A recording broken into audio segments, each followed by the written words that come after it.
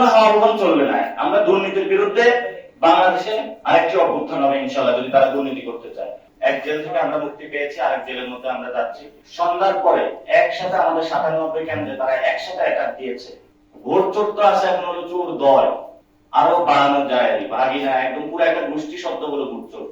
এখন তো ইঞ্জিনিয়ার একজনকে বললো ঝামেলা, আমি একজনকে বলেছিলাম ইঞ্জিনিয়ার, উনি আবার বলেছে জনগণকে কনভিন্স করাই হলো ইঞ্জিনিয়ার। লাঙ্গলের যারা এজেন্ট, যারা দানের পক্ষে কাজ করেছে, তো তাদের পার্সেন্টেজ কই? যে কুসুম কুসুম বিভিন্ন ভাষায় যাচ্ছে, এগুলো লোক দেখেন।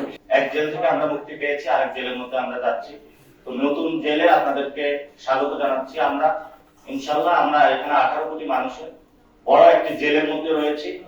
এই জেল থেকে মুক্তির জন্য আমাদের আগামী লড়াইটা আরো দ্বিগুণ করতে হবে। বাংলাদেশে টোটাল একটা ইলেকশন ইঞ্জিনিয়ারিং হয়েছে, যেটা সেট আপটা অনেক আগে করা হয়েছিল। কে কত আসন পাবে, কিভাবে পাবে, কেন্দ্র পরিদর্শনে গিয়েছিলাম, মাথায় এসে বসে দিচ্ছে, বিভিন্ন জায়গায় বাধাগ্রস্ত সৃষ্টি করেছে আমাকে।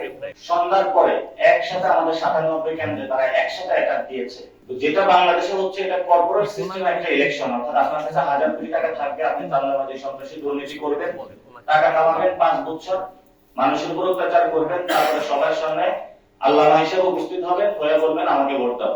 তো মানুষ আপনাকে হলে ভোট না দিল, আপনি এক জায়গায় বাচ্চারে পাঠাবেন, এক জায়গায় বউরে পাঠাবেন, এক জায়গায় ভাগিনারে পাঠাবেন, এবং আপনি এক জায়গায় যাবেন, গিয়ে যে কোনো মূল্যে ইলেকশনের রেজাল্টটা রেডিং করে নিয়ে এসে বলবেন আমি হলাম এমপি।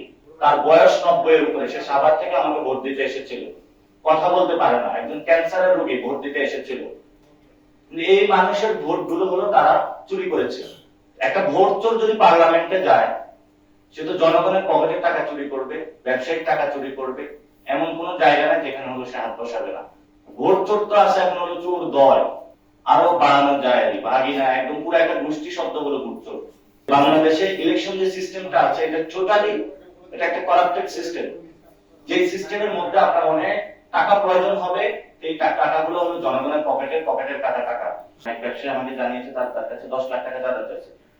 সে যদি চাঁদা দেয় তাহলে তার দোকান থাকবে, নাহলে দোকান থাকবে না।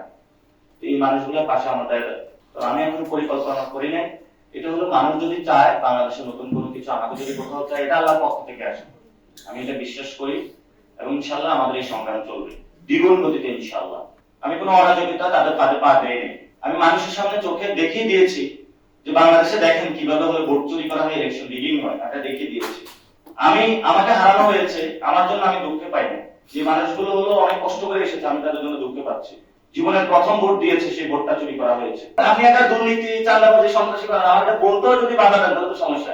এখন তো ইঞ্জিনিয়ার একজনকে বললো ঝামেলা, আমি একজনকে বলেছিলাম ইঞ্জিনিয়ার, উনি আবার বলেছে জনগণকে কনভিন্স করাই হলো ইঞ্জিনিয়ার। তো জনগণের মধ্যে তো সেখানে আপনি পাকিস্তানকে কনভিন্স করেছেন, ভারতকেও কনভিন্স করেছেন। ভারতের জনগণ তো ওইখানে হলো ইন্ডিয়ান সিটিজেন কিভাবে বাংলাদেশের সিটিজেন হয়?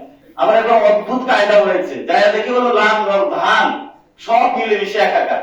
এখন লাঙ্গলের যারা ভোট দিচ্ছে, তারা ভোট খুঁজতেছে, ভোট কই গেল, ভোট তো ধারে চলে গিয়েছে। লাঙ্গলের যারা এজেন্ট, যারা দানের পক্ষে কাজ করেছে, তো তাদের পার্সেন্টেজ কই?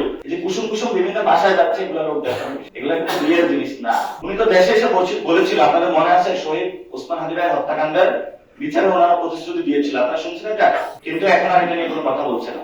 এই বিচার নিয়ে এই পর্যন্ত উনি মুখে কুলু পেটে বসে আছেন, এটা নিয়ে কথা বলবেন। আবার বলতেছে যে কেউ যদি চান্দা নেস তাহলে আমি তাদেরকে শুট করবো, তারা যদি বন্ধ করে আরো ভালো, আমরা তাদেরকে সহযোগিতা করবো, আমরা তাদেরকে দেখিয়ে দিব তার আশেপাশে কোন কোন চান্দাবাজ আছে, আগে এখানে ধরতে হবে, আমরা তাদেরকে চিহ্নিত করে দিব।